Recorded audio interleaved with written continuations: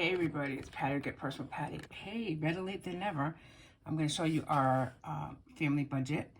And remember that I work full-time and my money is separated out to cover any variables, sinking funds, savings challenges, usually credit card payments, anything else, all fixed budget items are coming out of our joint account. And that is kept in this 7x9, even though I also use this as a overall picture of when we spend money, but I do keep track of where it's coming out of, highlight like these little dots mean something to me. So I do keep track of when we pay cash or when it comes out of my account, the variables obviously, but this is a good, I just keep it here because it's good to look at and I can kind of easily put it in on a daily basis if we spend money daily. So let's go to the fixed budget worksheets. I have been using the Life in Envelopes stickers. Oops, sorry about that. Like this, and so because my husband does get paid from his business on a bi-weekly basis, I do the fixed budget on a bi-weekly basis. So he got paid last week. In the past, and I've talked about this before, in the past, I used to just like transfer money into our joint account, like kind of randomly. And then if we needed it a few days later, transfer more. It was never really consistent on what it was getting paid. It was easier to just transfer money and then really kind of not pay attention to how it was getting paid or where it was being spent, I should say.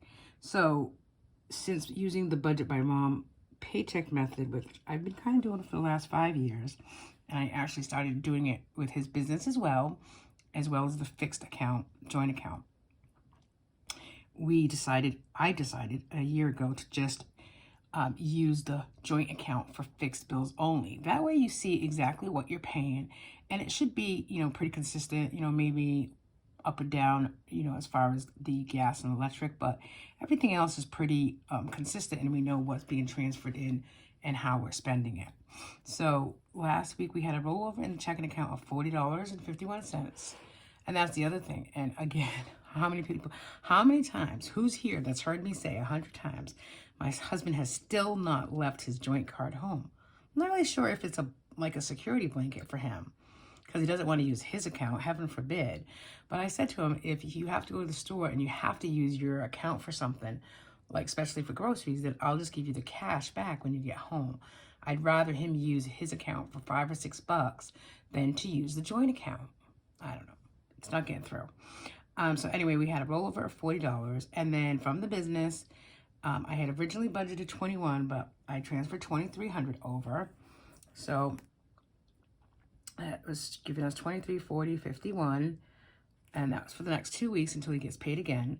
So our mortgage, again, because we didn't put aside $1,300 last month, at the end of the month we had to put in $1,800 in order to cover it. And then my car loan comes up on the 18th, and that will be paid at $400.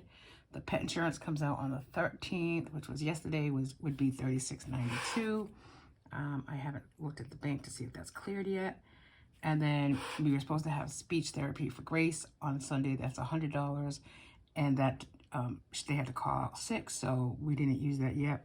But I think we're going to try to do PT by the end of the week, so that'll stay in there. And we might actually do another speech session, so that might be $100 again. So we'll see.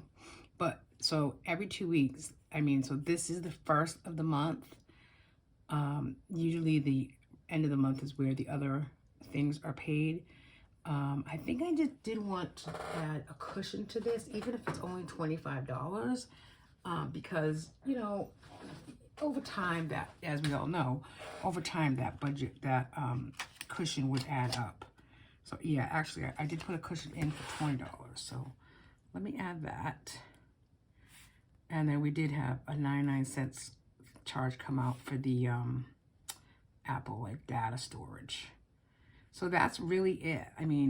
Everything else really comes out of my check because I get paid weekly, and it's a lot more than I used to get paid in the past. So kind of covers a lot of everything else. The second biweekly budget will be in the end of March, around the 26th of the month. So we'll have a rollover and a cushion. So I already put that cushion in from $20.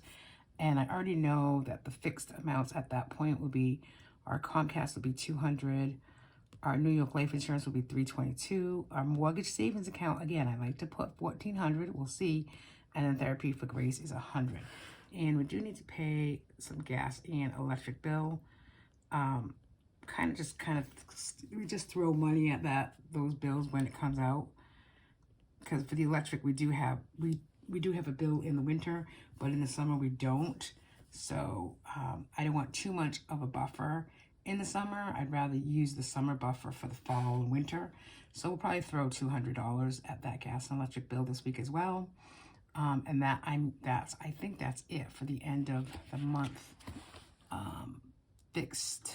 Yeah. I mean, the most important thing is the mortgage savings. The goal is to get $1,400 in that mortgage savings account at the end of the month, and then again at the beginning of the month.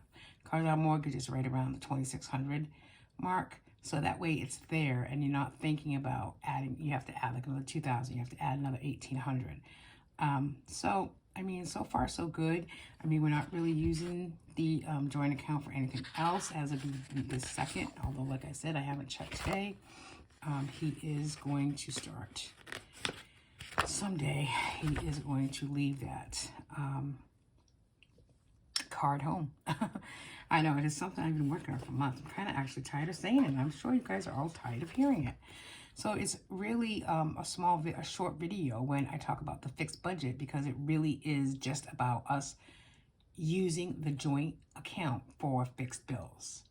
The excitement and the savings challenges and all that comes from my account, and that is a video that I do on a weekly basis.